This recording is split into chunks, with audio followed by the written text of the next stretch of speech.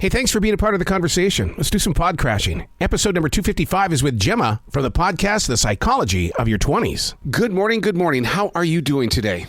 I'm doing so well. Aaron. How are you? I'm doing fantastic. I got to tell you, I've been talking about you ever since I first found out about you. And the reason being is because you've got a podcast here that is not just geared for present day 20-year-olds, but it's also for even people like myself who reflect back when we were 20 and we see a self that we could have changed, but we elected to keep walking instead.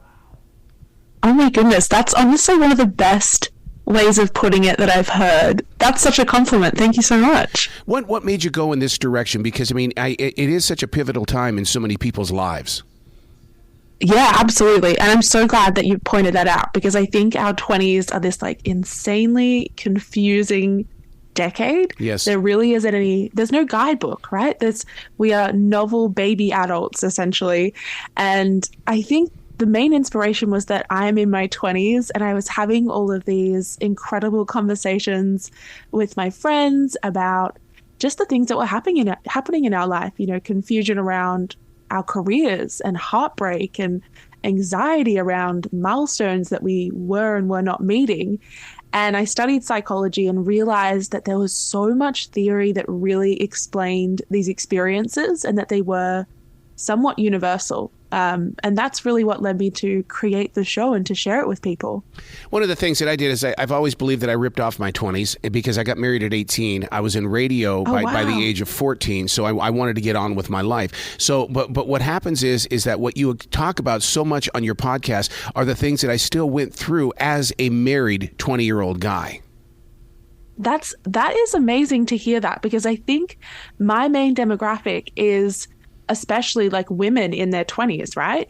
And most of them, I would say, are single or they're in like the early stages of a relationship. So the fact that you're saying you were married, you were 18, and also that you were a guy is like, I think it really does point to the universality of some of those experiences, and just the general nature of our 20s is this like chaotic decade of so many life transitions. Well, it's so true, because I mean, even the way that I've based things and the way that I kind of lecture to students and things at the universities is the fact that 20s, make it through your 20s, because when you get to 30, you get to go back and mop it up, and then your 40s are mopping up your 30s, and that's what I love about life in general, and that's why I look forward to many more of your podcasts, because as you grow into into different areas, you're going to be talking about the 30s and the 40s, because you're so transparent and you're so caring of real people.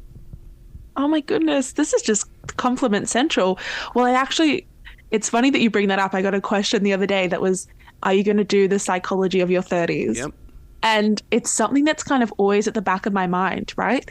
Like, am I going to age out of this podcast, or do I just keep going? Because I'm sure when I get to my 30s, there's going to be a whole new world of questions and life experiences and just events that I'm going to want to explore. So we never know. Maybe I'll have to keep doing this till we're doing the psychology of your 90s.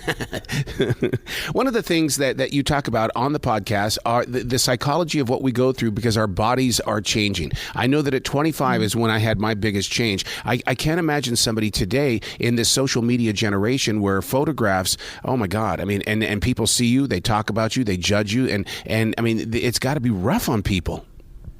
Yeah, and it's so interesting that you said 25 was where you had your most like pivotal year, because that's like when our frontal lobe basically clicks into gear, right? Around that age for men, a bit earlier for women.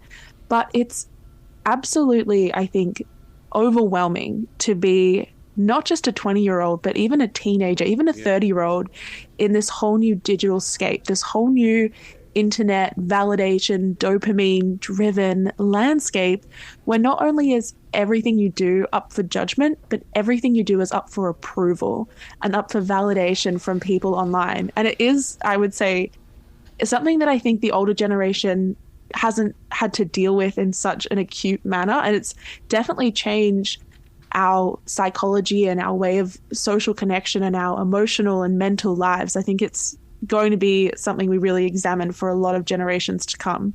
You talk about those generations, those older generations, not, I mean, we learned how to deal with it, but we didn't have to deal with the social media side of it as they are today. How about this? Because, I mean, you clearly define that your 20s, that's 10 years. Well, if you just turned 20 this year, you've got 10 years of AIs headed in your direction. Oh, yeah. Oh, my gosh. Exactly. That's actually a really big thing I get a lot of questions about. There's this insane career uncertainty that I think people are really coming to face, right? Mm-hmm. Like, is my dream job going to be replaced by a computer?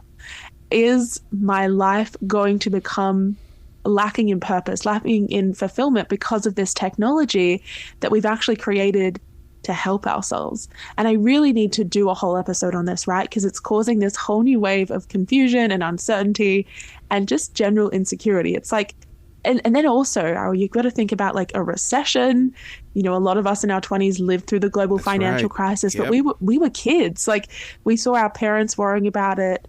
But this is like, now it's coming at us as we're entering into this like super transformative decade. It feels like there's so many things kind of aimed at us in some ways. It's you talk about self-sabotage on an episode, and the thing is that you see it as self-sabotage. I call it career suicide, that people are willing to sacrifice their careers in order to not feel numb, basically. Yeah. And I think it is this thing of like self-sabotage and self-destructive tendencies really are rooted in a couple of things. I think this sense that you don't deserve happiness, right, but also self-punishment and guilt. And then that other dimension that you mentioned, which is just sheer boredom and the need for novelty and the need for something different. And I see it all the time around me, not just in terms of people's careers, but in terms of their relationships, people who are in these long-term stable partnerships, but the world and their surroundings become too boring, become too familiar, and we have this urge to just destroy everything. And I think it's really about fighting that urge, right? And understanding what is driving that psychologically. But so many people, especially my generation and those just a little bit beyond it, were always trained on that 5 to 10 year plan. And man, I have argued my entire radio career. I do not want to talk to you about my 5-year plan because I don't know what's going to happen. And then here you are. You're talking about it. Don't do it. Yeah. Oh my goodness. I'm so glad that you believe that as well. I did an episode recently on the myth of the 5-year plan. And it's part of this series that I've been doing. I did another one on the myth of the 9 to 5, the myth of the dream job. All of these things are these social constructions, right? That were created in a very different time, a much more traditional, conventional time. Before we saw the internet, before we saw some of these major environmental and economic contextual factors starting to rise, and it's no longer suitable for the life that a lot of millennials or even older generations want to live. And I get asked, like, what's your 5-year plan? What's your 10-year plan? All of the time. And my answer changes every single time, because why would you want to box yourself in, especially not just at any age, but at such a young age? Like, you are not, the decisions and the things that you wanted at 18, at 25, at 30 are not going to be what you want in the future. They're not going to be what you want at 35, at 40, at any point in the future. I think it's such a ludicrous idea that we need to have everything planned out. But you know what's really hard about this, Jemma, is the fact that when bosses do that, they say, I need to know your 5-year plan, and then I say, we're not going there, and then they go, oh, you're just set in your ways. And I mean, corporate bullying is very very real, but they want to know that plan, and it's like, why do you want to? Bruce Lee would never sell his information about being a martial artist. Why should I give you all of my information? And it's this weird thing, right? It seems that our corporate lives and our jobs have become a lot more intertwined with our personal lives as well. Yeah. It really does baffle me. It's like, why does my entire identity need to be owned by the company that I work for? Why do they need to know what my future, what I want it to look like?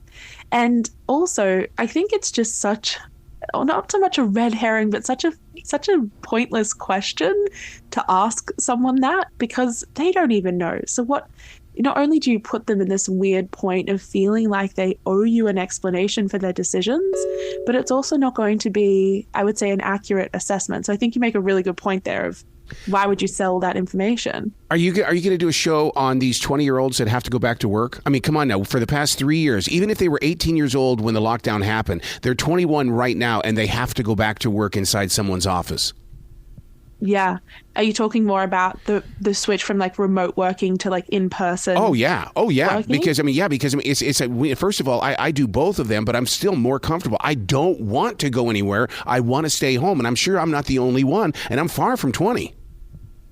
Oh, absolutely. It's so interesting. I was talking to one of my friends about it the other day, whose office just put in this policy around them having to come in every single day. And the most insane thing was that if he decides to work from home, he needs like a permission slip from his manager. Yeah. And I was saying to him, I was like, "What? Are you 4 years old? Like, are you a child?" Like, that's so ludicrous. And I think it's this thing that especially the younger generation is pushing back against, this conventional notion of work.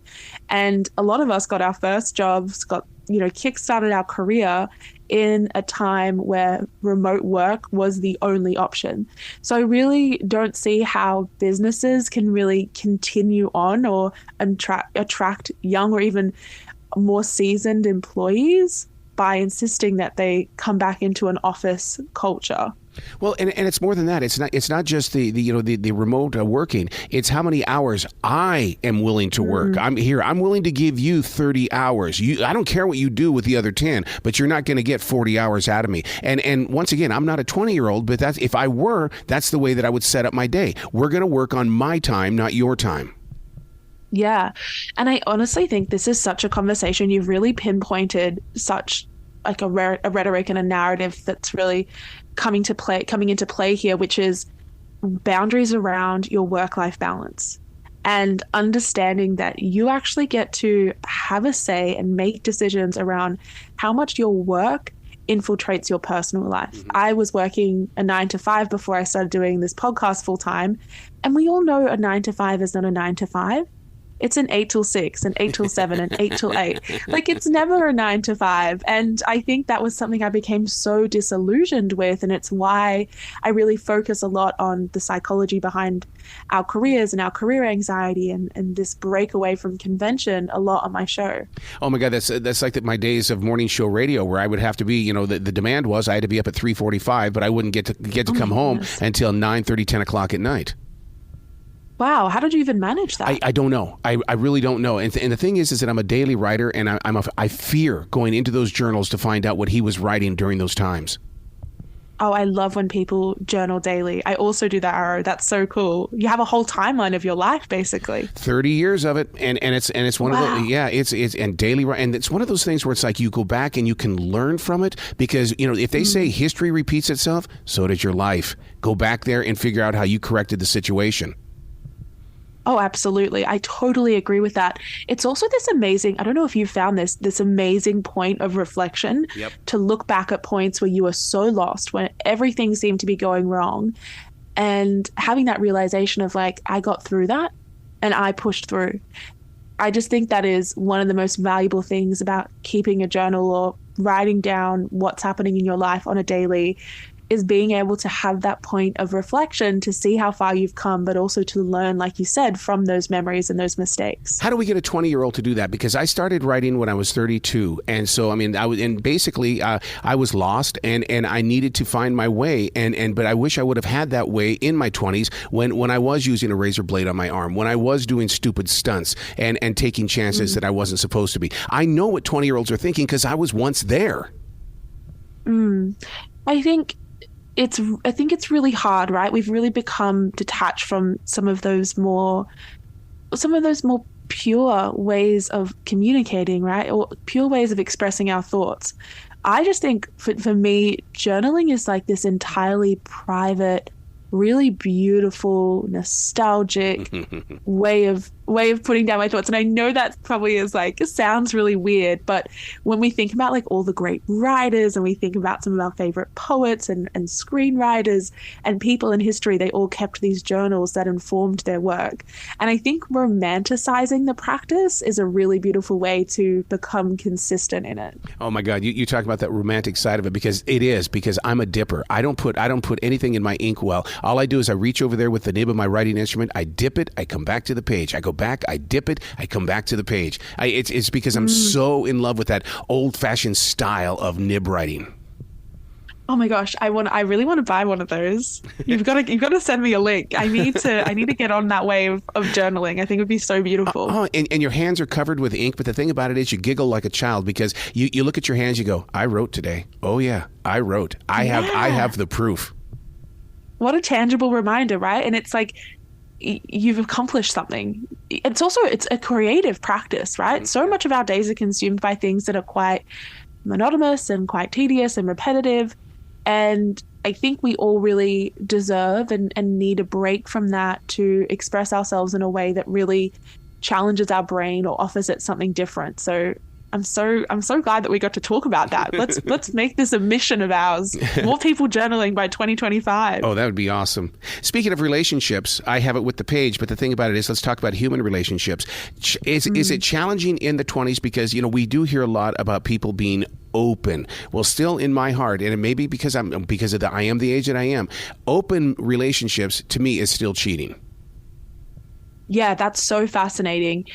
I did a whole episode on this. I really want people to listen to it, because I think there is such a changing perspective around what monogamy actually offers us. I'm not a big fan of open relationships personally, but that's just my opinion. I think jealousy really does come into play. But it's this, yeah, I know I have to say it, but it is this idea around, okay, what actually makes me happy here? And is it the traditional way of seeing a relationship, or would I be better having that stable partnership and then being able to explore and then being able to kind of go out and meet new people? I think it's the thing that distinguishes open relationships and cheating is the level of honesty you have with your partner and the level of boundaries and commitment you have around the fact that you are my primary person. This is not cheating because there is honesty and openness around what's going on. But I do understand your skepticism. I definitely was skeptical. Only because I think, even back when I was a 20-year-old, it was always that accusation of, oh, you're cheating on me. Oh, you're cheating on me. It was so driven into our head and heart that the thought of something being open was like, I'm not. I just want to have a friendship. I don't want anything more than that. And I swear I run more into. And you know what's really interesting about, because I am with so many young adults, is the fact that they don't even want a relationship. They just want a friendship. I think it really points to that human need for connection. Yes. Right? I think this generation is a lot more disconnected than previous generations have been. I'm definitely in that stage of my life, right? Where there was a point, I'll be candid here, where I was like, I don't want a relationship. I'm really doing my own thing, because I had beautiful friends, and because I had such deep connections with my family and with what I call in my show, and what this term that I love, which is platonic soulmates, stemming from the Greek philosopher Plato. And now I'm kind of at this phase in my life where I'm like, dang, it would be nice to be loved that way, though. That would be good. I feel like it's on the agenda, that's for sure. How many people suffer from imposter syndrome? Come on, I'm a radio guy. I have to sometimes get on this microphone and fake it to make it. So I I think in the everyday world, people have got to be able to do that as well. Yeah, you want a number? How many people? I bet it's 90%. Oh, I think we just need to Google the population of the world. Okay. I think it's around, I think it's close to 8 billion. Like, I would say every single person, you'd have to be a raging narcissist to not experience imposter syndrome, because I think it keeps us humble and it keeps us growing, right? If it is hard, and I'm sure you and I could talk about this for hours, right? The sense that like, we're a fraud and people are going to see through us and people aren't going to like us and that we're not meant to be here. But I think if you didn't have that level of humility about how you go about your life, you would be very difficult for people to be around you. So I think imposter syndrome is a daily struggle for people, but it also does come with some of its benefits. I got to ask you a question from podcaster to podcaster, and we discussed this the other night in my class to future broadcasters. I go, what I love about Jemma is that she doesn't have to say her name on her podcast. We just know it's her. Is there a story behind that? Oh my goodness, I didn't even know I did that. You don't. Most people, when they get on their podcast, they say their name right in the very beginning. And it's like, whoa. And in class, we were going through every one of your podcasts, and it's like, she still hasn't said her name. Wow. So I think it's the Australian in me. Yeah. Do you know this phrase, tall poppy syndrome? No. Yeah, it's this idea that like if you stick your neck out too much, you're going to be, if you're the flower that grows the tallest, you're going to be the first one cut. And I think that it's also not about me, right? Like obviously it's my stories, it's my life that I share, but it's really about the universality, and it's about the common core experiences. I want it to be a place for everyone. And I also do think that I'm very consistent with when I talk about it. I think I only do bonus episodes or different episodes every now and again. But if you come to my show, the thing I want to talk to you about is how to get through your 20s and how to use psychology to apply it. You might hear about my life every now and again, but it's not the main focus. So I think my name doesn't really need to be part of it. Wow, what a beautiful heart you've got. And I can't thank you enough for what you're doing with this podcast, because it is speaking to every generation. Oh my gosh, thank you so much. I'm so glad we got to talk and we got to meet. Well, please come back to the show anytime in the future. The door is always going to be open for you. Arrow, I'm definitely going to do it. This was such a great chat. We had such good radio chemistry here. Right. You be brilliant today, okay? Thank you so much.